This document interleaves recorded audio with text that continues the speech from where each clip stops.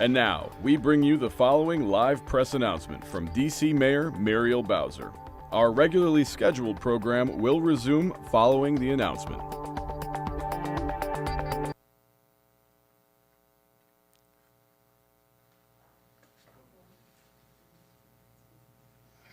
Good morning, everyone. I'm Muriel Bowser. I'm the mayor of Washington, D.C.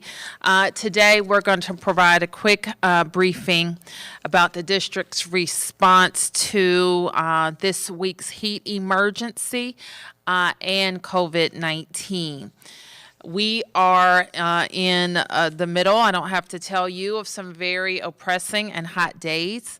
On Saturday, we activated the heat emergency, and that heat emergency will be in place through this Wednesday, July 22nd.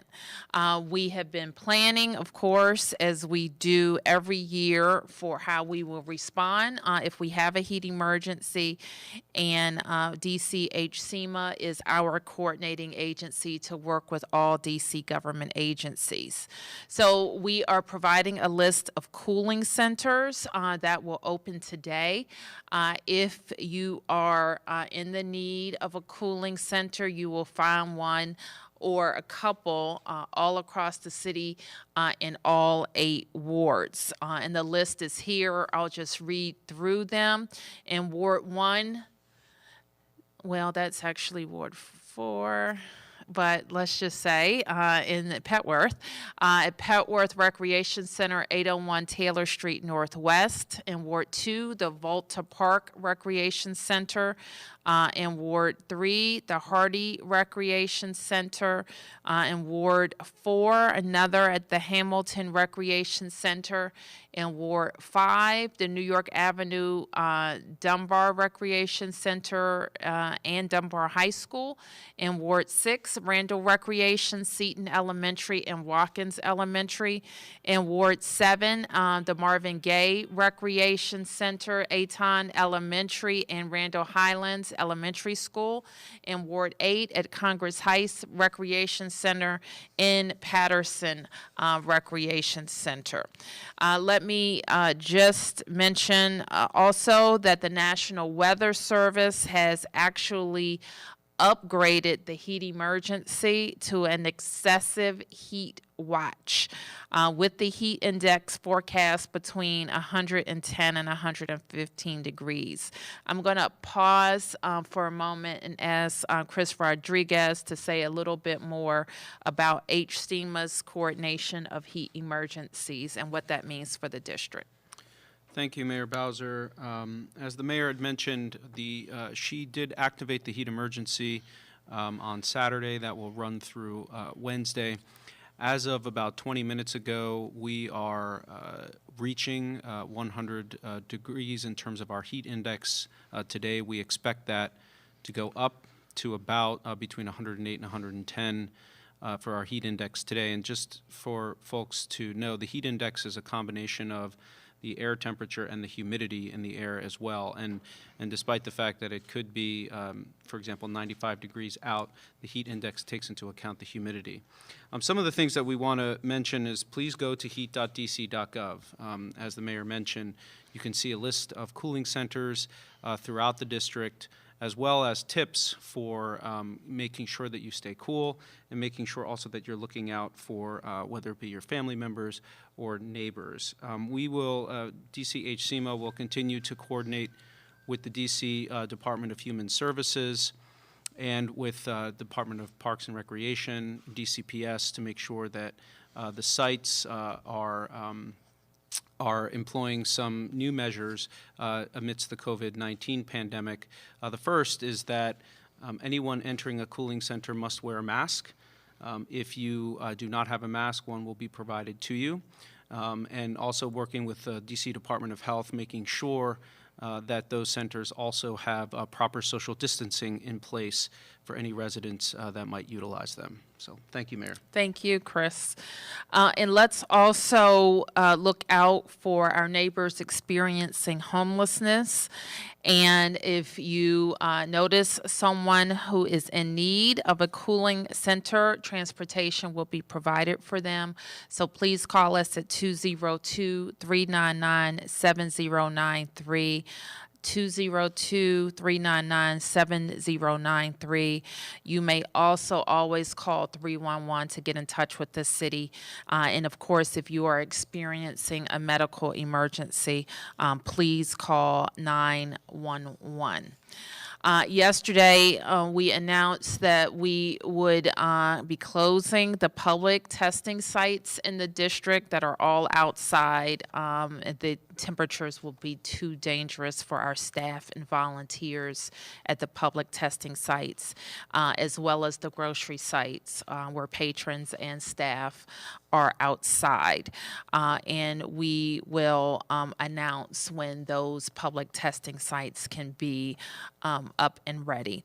Dr. Nesbitt is constantly monitoring all the private providers who are providing testing, and most of those locations are inside and would be available. So if you're in need of testing, please call your provider.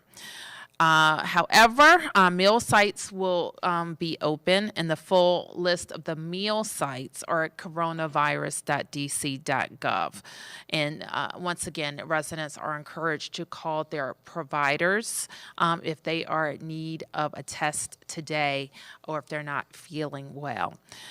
We're going to turn to a few updates around contact tracing, and Dr. Nesbitt will address these as well. And we have added a new graph to the daily. I think this will be part of the daily information provided. The new graph reflects the percent of positive cases that are associated with quarantine contacts of positive cases. So, Dr. Nesbitt. Yes, thank you, Madam Mayor. We have talked about some of the metrics that were of concern for us and some of the things that we wanted to look at while we are in phase 2. One of the metrics that will now appear on the dashboard is the percent of positive cases from quarantine contacts. So we wanted to have the opportunity to give people a tutorial on how to review this new metric on the dashboard. What you will see is the dash line at the top shows where we want to be or what our goal is for this metric. The shaded gray bars are the daily number of new cases that we present. So those are the positive cases, so you'll see that shaded there. The smaller, unfortunately, the smaller darker gray bar is the number of positive cases that are announced for that day, or presented for that day rather, that arise from quarantined contacts. So ideally what we would want to see when I talk about having more of our cases be connected to each other, meaning that we have less evidence of community spread, meaning that our cases are connected to each other, our cases are occurring in clusters, meaning that we have more evidence of containment in the district, would be that shaded gray bar and that darker gray bar are one and the same, that they are covering each other. Or ideally is that dotted line would be at 60%. So it doesn't necessarily have to be at a match for us to be seeing that we are moving closer to containment. If they were right on top of each other, we'd be at 100%. As you can see, we are at 2.6%. So when I'm talking about our cases are not connected to each other, so we don't have many of our cases coming out of quarantine, or many of the cases that we are diagnosing are not people who were previously identified as being contacts of a positive case, or people who were already in quarantine. So that's the best way to understand this graph. So many of the people who are being diagnosed with COVID-19 in the district are not people who were already in quarantine, are not people who were already someone else's close contact. As you could imagine, if the light gray bar were a much smaller number, like 7, 8, 10, we'd also have a higher likelihood of the people who were being diagnosed in the dark gray being much higher. So again, as we have fewer and fewer cases, we're more likely to be able to have our new cases be people who were already in quarantine. So as we decrease the overall number of cases, we're more likely to have the cases that are new be people who are already in quarantine, meaning that they were someone else's close contact. And this is the concept of having more people being clusters or fewer sporadic cases. So that's that metric. You'll start seeing it on the dashboard under our contact tracing. If we go to the next slide, there are some things that we're going to be doing in the district to help us improve our contact tracing program overall. There's a few metrics that we look at, and you may have heard some of this conversation nationally around contact tracing efforts. We're going to be activating a home visit team. Home visits for infectious diseases is not new. We've used this model with some of our other infectious diseases, such as sexually transmitted infections and TB. And so we're going to begin to use this as one of our COVID-19 response programs. We're going to launch the program next week, focusing on the highest risk populations. Individuals who have not completed interviews will be the priority groups. And we will also be able to increase our ability to assess if individuals have social service needs, housing needs, meaning that they have a difficulty isolating from other people in their homes, or don't have the ability to quarantine, et cetera. One of the metrics that looks really good in our internal metrics is the proportion of individuals who have valid contact information, meaning when we make a phone call attempt, the voicemail that they have set up identifies it as them, or someone else answers the phone and does state that that individual resides at that address, or that they could eventually be contacted. So we have a high likelihood of success with this potential program. So that's all I have, Madam Mayor. Thank you so much, Dr. Nesbitt.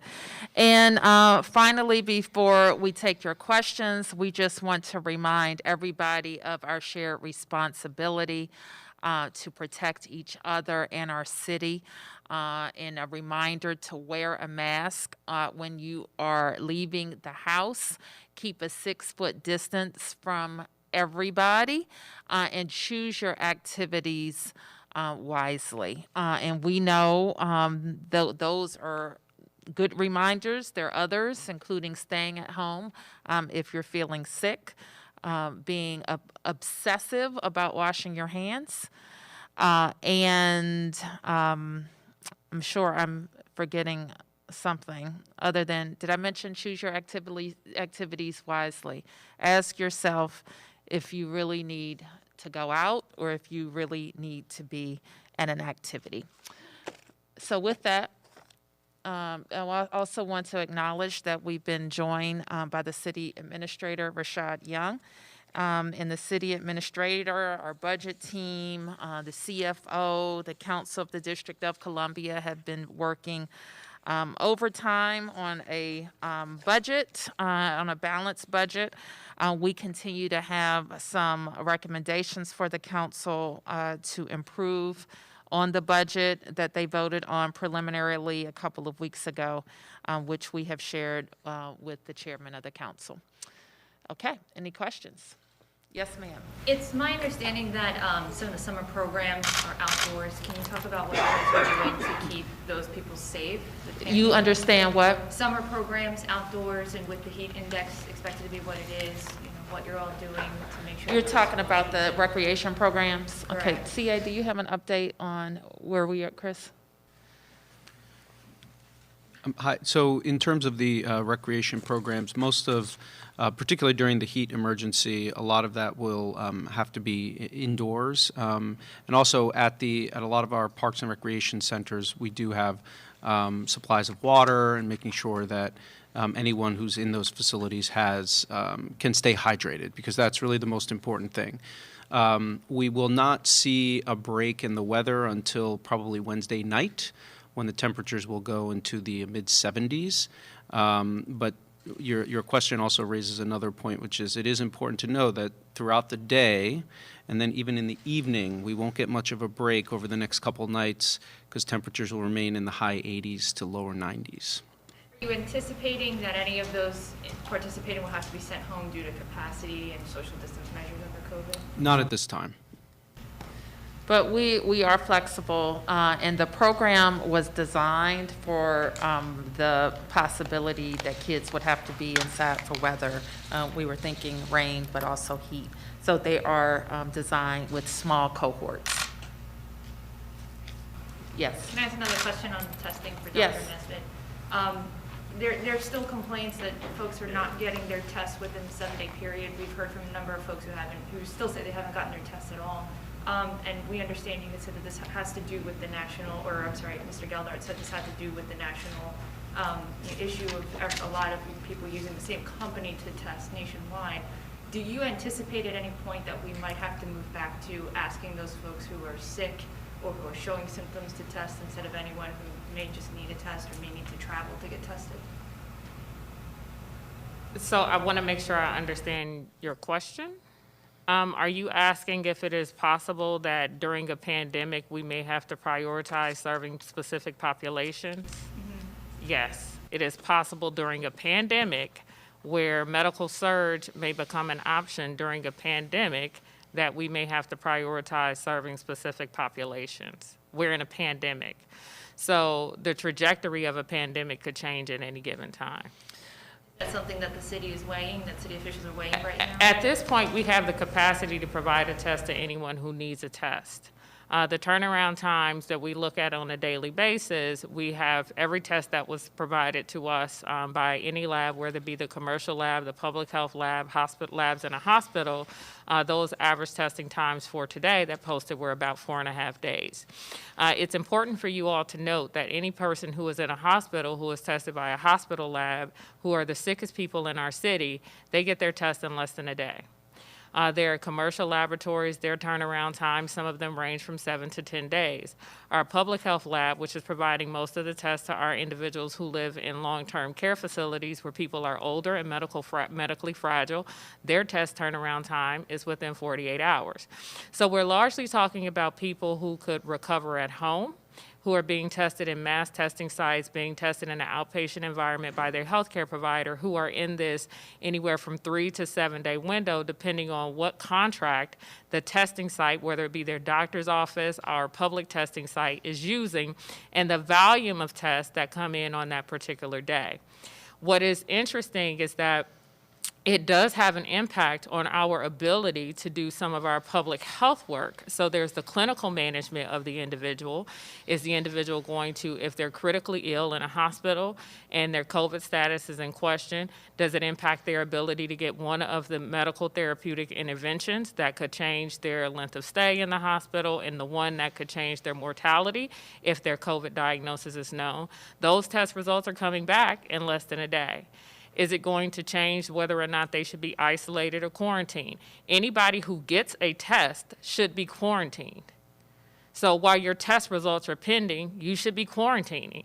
You should not, if you have the desire to get a test, if a healthcare professional has advised you to get a test, you should quarantine. So you should already be doing all of the things that if your test came back positive, you should start doing them immediately after you have been tested. So we know that there are a lot of people who are going out and getting a test and saying, oh, I just want to know. If you're curious enough to know, you should be interested enough to protect everybody else who, if that test came back positive, you immediately start doing those quarantine behaviors. So yes, it does have an ability, it does impact the turnaround times being longer, impacts our ability to get a contact list, but you should be protecting the rest of the people you would come into contact with by not doing any activities that would put more people at risk if you went to get a test. I might just also add that it speaks to the need of national leadership because these labs are, we can collect samples. We've pretty much gotten that down, but we need the labs to complete the test. And these labs largely are national in scope. So what they do in Delaware affects processing time for us here in DC. So I would agree. I read earlier, there was an editorial that we need a reset nationally. Some things are going out of control with this virus all over the country, and we can't have our national leadership throwing up their hands. Absolutely. This may be a time to recenter and reset, and testing is a big aspect about how this country gets on the right track. Yes, ma'am. Yes, thank you. Is having the public testing sites closed today and possibly for several days more going to affect your ability to trace the spread of the virus in the city? We do have some concern. We do about 40% of the testing to the general public in the district, but we do know that there is capacity that sits in the private sector, in doctors' offices, in health centers that is not being fully used, that can be used. So that's why we're emphasizing that you can call your healthcare provider and get a test. Now, I do want to make sure that I'm articulating whether or not that is the thousands of tests that we do every day, whether or not that full capacity is there today. I don't want to emphasize it to that extent, but there is some capacity that sits in those healthcare, in our existing healthcare infrastructure that can be used, and people should not hesitate to call their healthcare provider if they believe that they need a test to get that assessment and be tested in those places. And one thing I just wanted to go back to Stephanie's question, to be clear about what Dr. Nesbitt said, is that within our scheme, we already prioritize groups that have the highest exposure, whether there be people in hospitals or people in congregate settings supported by the district. And even during this time, that testing at those sites will continue. Yes. Can I also ask, Mayor, about your letter on the budget that we just read? Just so I understand, are you suggesting that the CFO might look at not certifying the budget because of the cuts to the police budget? Is that? Well, the CFO's job is to certify the budget if it's sufficient, and it's his job to call out insufficiencies when it comes to budget making. And we have some concerns about cutting the budget, which would trigger overtime costs that I'm not sure have been properly accounted for. CA, do you want to add to that? Thank you, Mary. Yeah, I would just say, with MPD in particular, if you remove funds for personnel costs, and that is the ability to hire new officers, and we have something in the range of 300 to 350 officers that we know will attrition out of MPD for retirement purposes mostly, and you don't increase the force strength, then what remains is a pressure in the Metropolitan Police Department for the rest of that personnel to respond to events across the district. And so what we are concerned about is by removing over $6 million of personnel costs from the budget without any increase in overtime, that you're going to create a problem, a spending problem in the police department budget for next fiscal year. So we think that's something that the CFO should look at and something that they should gauge to ensure that funds are in fact sufficient to run the police department based upon the action that the council is taking. And some of this is I just want to be clear that budget makers, and we encounter this all the time, it's one thing to say that you're going to reduce something, but if we discover 8 months from now that it just caused an increase someplace else, i.e. overtime, it's just not sound budgeting. You say today, if the numbers stay the way they are on the second vote, you would recommend not certifying this budget? That's not my job. But it is my job to make sure the CFO is doing his job. And I wanted him to be double sure that he's going to stand behind these certification numbers. And come January or March, when our overtime numbers are through the roof, I don't want to hear anything from anybody because I warned them. As long as we have a small crowd today, can I ask another? I'm sorry? As long as we have a small crowd today, can I ask another question? You can ask All right, thank you. multiple questions when we have a large crowd. Thank you. I wanted to ask, a few weeks back, you had been talking about these law enforcement officers, federal law enforcement officers in the district, and saying, if this can happen in Washington, D.C., this can happen anywhere.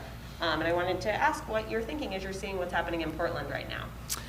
I don't know all of the details of what happened in Portland, but I've certainly seen the reports that you have seen, in that there are people being detained by officers. I'm not sure if those officers have been identified. I'm also not sure why people are being detained. I have had a couple of exchanges with my fellow mayors, and so I'll be looking into that in more detail today. But it is true, I said clearly then, when we had federal enforcement encroaching on the district, that all Americans should be concerned about that. If we allowed the Attorney General to be directing local law enforcement matters, we would be in trouble. Yes. Can you also discuss, with the city administrator, the police emergency legislation? Did you get a chance to review that and your comments on that? I am reviewing it. We continue to review it. I think that this week I'm required to act on it. Anything that you would ask them to definitely take a look at and what you did find in it? Oh, we've asked the council to look at a number of things. They made some changes in the replacement emergency, and we'll continue to work on it. Mayor Bowser, can I ask you a separate question? First, the update on the shooting from yesterday, but regarding what happened this weekend, the loss of John Lewis on Friday. You were with him in his last public appearance. Can you please weigh in on what that was like?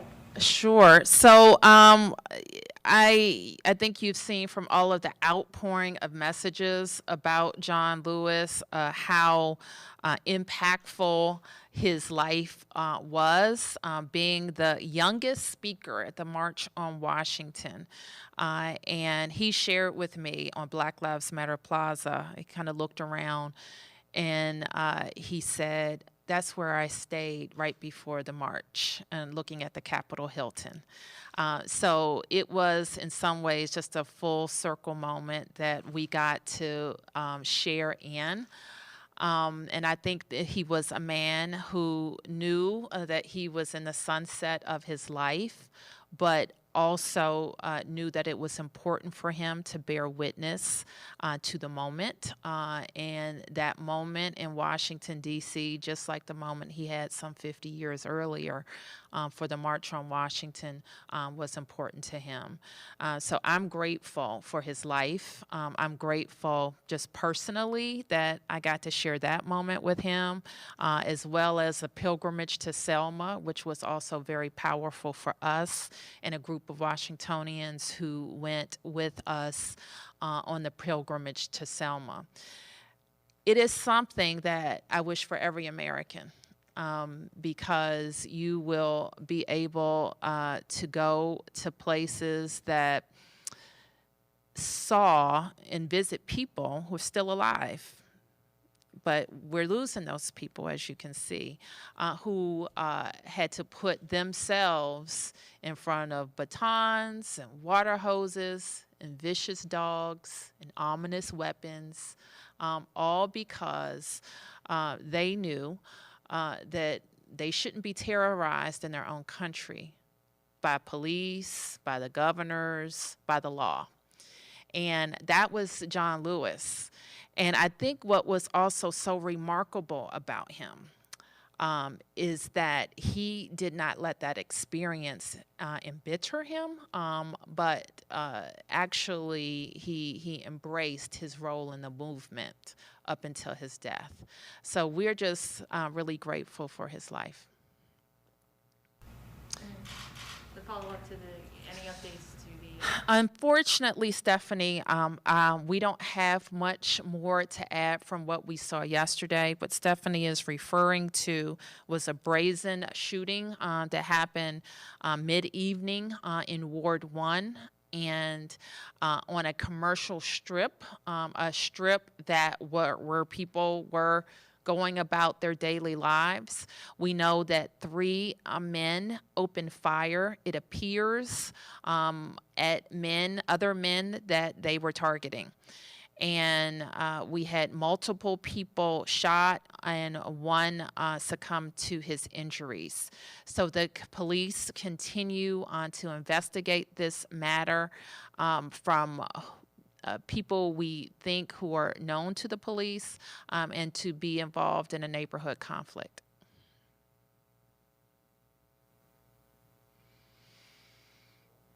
Okay, yes, last question. can you give us an update on where we are in the city in terms of homicides as of June 1st? And also, with regard to the increase of shootings that we've seen in the city, is there a new plan, any way to address that? Actually, we expect to be talking about some more detailed strategies, and we'll do that in the coming days. Where we are, I don't know the numbers specifically off the top of my head, but we're too high. And we have an increase over last year. The trajectory doesn't look good, and we have an increase in the numbers of shootings that we have. Every thing that we know about this crime is that these crimes are that they're people who have probably used a gun before, may have been in police custody before, may have been charged with carrying a firearm without a license, or maybe felons in the possessions of firearms, all illegal. And we know that they're back on the street. So those are some of the facts that we know, and we know that the proliferation of guns is very concerning. Our departments, our summer crime initiatives are all in effect. The violence prevention programs that many people are focused on right now are also in place. We continue, even in the face of this pandemic, to be focused on our safety net as well, to make sure people have summer activities, summer jobs programming, our recreation programming. All of those things are in effect. We likewise have been looking at national trends, which in major cities across our country, unfortunately, we see similar trends and upticks in the use of guns and in violence. So we're focused on that. We'll have more to say about specific strategy differences as our teams are developing and implementing those. With regard to that shooting, I understand you and the chief have said that you believe it's targeted. Do you have any indication that it was maybe one person or the entire group there, all the people injured, or were those bystanders, innocent bystanders that were also wrapped up? I can't say that because I think that MPD is still working on the victims to know more about them. Yes. Can I ask Dr. Nisbet one more question about the coronavirus numbers today? That graph that you showed about we're at 2.6%, we need to get to 60%. Can you talk about the strategies to get there and what we're doing? We haven't gotten anywhere close to 60% yet. Wear a mask, keep 6 feet of distance, and choose your activities wisely. I think we have a challenge with, and we're really reviewing this and looking into this with the choosing your activities wisely aspect of containment and moving toward containment. And in the mayor's opening comments, she reiterated that a few times too, and I'll go back to it.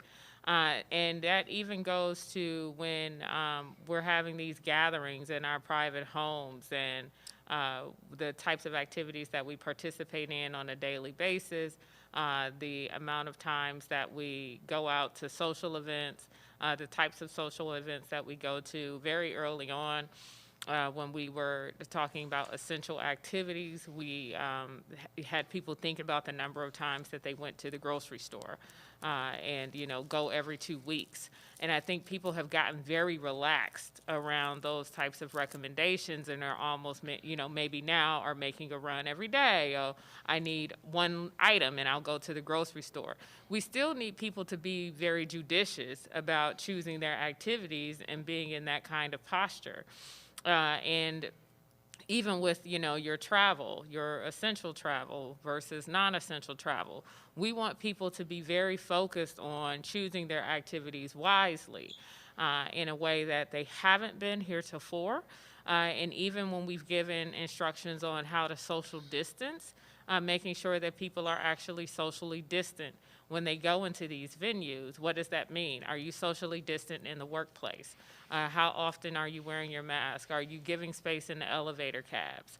All of those things really make a tremendous amount of difference, and we need people to be adhering to them and taking them very seriously.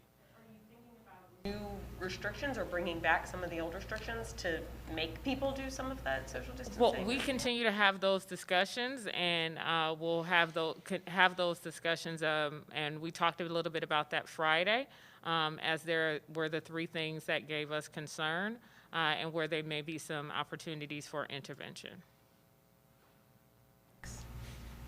I apologize if I missed this on Friday, but speaking on masks, is there anything more to the ACLU raising concerns about DC police not required to wear masks? No. Okay, thank you, everybody.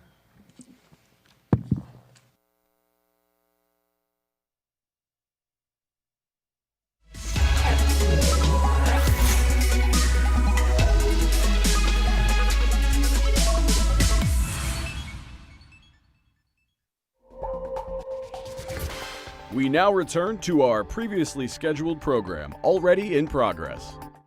Seniors, better social services, and creating more affordable housing. Also job training and helping everyone have access to healthy food options.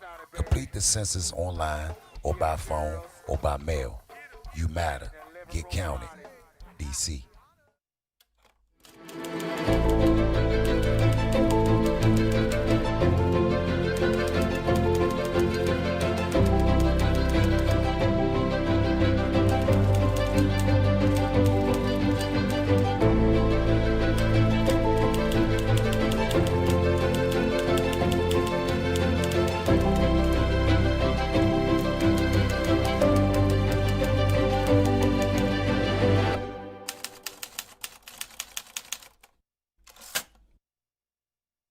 What does this bridge mean for Washington, D.C.? Wow.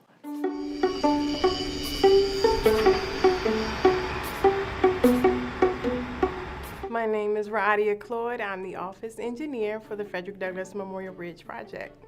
Some elements for the quality of life that will improve for the citizens for Ward 6 and 8, honestly, for me, I think it would be ease and ability. It would be easier for residents to commute to and from their wards, go to work, enjoy the new amenities that will be along the bridges, or even to enjoy a local baseball game. The Frederick Douglass Memorial Bridge is one of the oldest bridges here in the city. It was built in the 50s, so of course it is functionally deficient and structurally obsolete. So actually seeing a landmark take shape within our generation is going to be fantastic to watch. And then most importantly is making sure that we have a bridge that's worthy of the legacy of Frederick Douglass. The current bridge met the design codes of 1950, but it is not reminiscent or not reflective of the vibrancy of Washington, D.C. now. So the bridge is actually going to bring the 2 communities on each side of the river together and really celebrate the legacy of Frederick Douglass. We have some residents who are resistant to change simply because they're used to what they normally do. They're used to the mailman coming at 3 o'clock, and because construction is in play, they come at 5 o'clock. So now we've disturbed Ms. Johnson from getting her mail. Unfortunately, It has to happen. We have to go through some rough spots to get to the better spots. And that's our goal, to bring bigger and better opportunities and more for our people from the Frederick Douglass Memorial Bridge. This project is very special for me to work on, specifically because of the person who the project is named after, Frederick Douglass. Frederick Douglass spent his entire life unifying people and connecting communities. So we want to build off of that foundation and continue to unify cultures, connect the communities, and help people, both young and old, to live better. One of the unique features of this project and the contract is that we have a 21% DBE goal, DBE for disadvantaged business enterprises. And what that does is it creates an opportunity for smaller businesses to earn and to learn on the project. Of a $400 million project with a 21% goal, there's almost $80 million worth of opportunity. To spur economic growth, it is imperative you have the infrastructure in place to handle newcomers, and every structure needs a support system. It takes a village to make a great change, and to do so the right way. One of the things that we had to do that's unlike today is make sure we capture all of the stormwater that flows from the bridge before it dumps into the river. Right now, when it rains, the water goes directly into the river, so all of the oil and the exhaust that may come from vehicles is going into the river and polluting it. So we're making sure that we capture all of that stormwater and treat it before it goes into the river. We really wanted to make sure that this project lived up to Frederick Douglass' name and also was a lasting impact for the community. The bridge itself has a 100-year design life. All of the bridges on the project have a 100-year design life. So we want to make sure that we build something that is elegant not only today, but something that can last for the future and withstand the test of time. There's a great poem about an old man who treks across a vast chasm, through which flowed a strong river. The old man makes it across, only to turn back around and build a bridge. Another adventurer asks the feeble man, "Why build a bridge?" To which he responds, "Good friend, in the path I've come, there followed after me today a youth whose feet must pass this way. This chasm that has been naught to me, to that fair-haired youth may a pitfall be. He too must cross in the twilight dim. Good friend, I'm building this bridge for him." Let's get to work.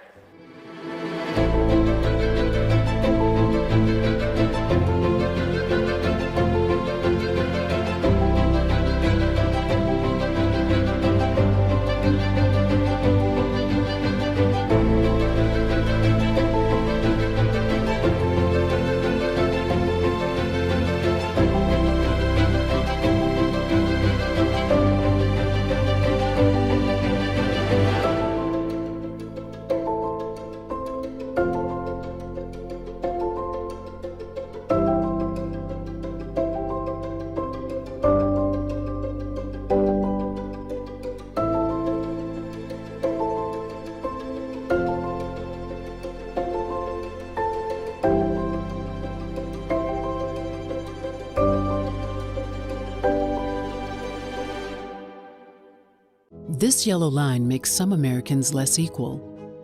This is David. He has lived in D.C. all of his life and has 2 kids.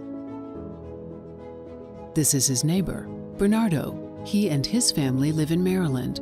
Bernardo and David are both U.S. citizens. Bernardo has a voice in Congress. David does not. Congress can even overturn David's local laws, end taxation without representation. Join D.C. Vote today. My name is Corrine Crowick. When our alterations department closed, we started just making masks from what we had. Our whole team is working on it, down to our sales team. They're cutting. We have cutters, we have sewers. So it's like a process. So it's like cutting, sewing, and then delivery. It gets to your heart because we're all in it together at the end, and we all see that.